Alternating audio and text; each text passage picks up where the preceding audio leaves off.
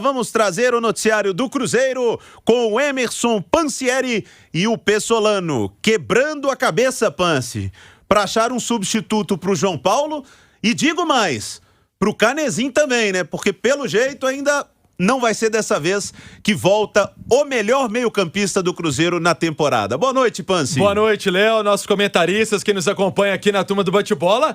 É uma decisão importante e de poucas horas da viagem, né? Porque o Cruzeiro vai viajar amanhã rumo a Chapecó. Já tem a partida de sábado contra a Chapecoense.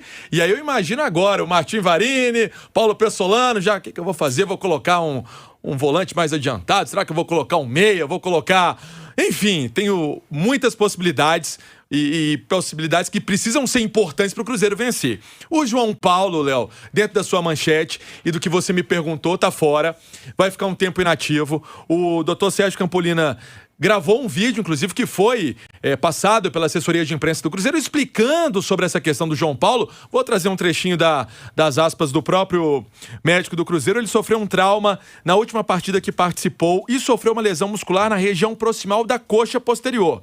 Lesões musculares são tratadas de uma maneira conservadora, ou seja, não cirurgia. Mas, nesse caso do João Paulo, das poucas exceções, inclusive, vai ter que ser submetida a um procedimento cirúrgico que vai ser realizado no sábado no Hospital Mater Dei. O prognóstico é muito bom, com certeza vai estar voltando em breve para as atividades com o grupo e, como é de praxe, a gente não define um prazo médio de retorno, tudo será feito para que seja o mais curto possível. Palavras do Dr. Sérgio Campolina. Ou seja, desfalca o Cruzeiro nesse jogo contra a Chapecoense e desfalca Grêmio, Remo, sequência, CRB, enfim, jogos que o Cruzeiro tem pela frente na competição. E aí, o que pode fazer o técnico Paulo Pessolano? Ele pode utilizar um esquema com 3 volantes?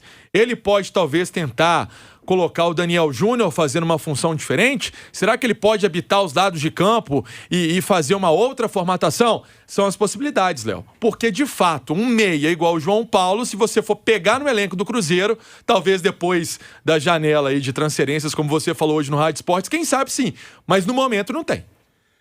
Sobre o João Paulo, eu queria falar um negócio aqui, porque eu já acompanhei o João Paulo em outros times, não é só agora no Cruzeiro.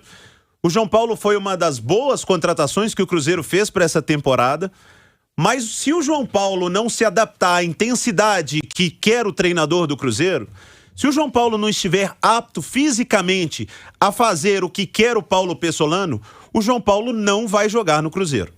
Tecnicamente, ele é um bom jogador. Para jogar uma Série B, ele tá um nível ali acima, sim, um cara que tem uma qualidade técnica que pode decidir um jogo, que pode ajudar o time, mas se o João Paulo não correr, se o João Paulo não estiver 200% fisicamente, se o João Paulo não tiver a intensidade, ele não vai jogar no Cruzeiro. E isso é uma pena, porque o Cruzeiro não pode abrir mão de jogadores mais técnicos, mas é assim que funciona o time do Paulo Pessolano. O Marco Antônio, revelado na base do Cruzeiro, é um grande exemplo disso. Todos sabemos que o Marco Antônio é muito bom jogador com a bola no pé. Mas todos os treinadores que passaram no Cruzeiro, o Marco Antônio precisa de mais intensidade. O Marco Antônio precisa se movimentar mais. O Marco Antônio precisa ser mais produtivo. O Marco Antônio nem passa perto do Pessolano. Não utiliza o Marco Antônio. Até tá machucado. Sim, mas não faz parte dos planos. O Marco Antônio até outro dia estava numa lista de negociáveis do Cruzeiro. Ele tem qualidade técnica.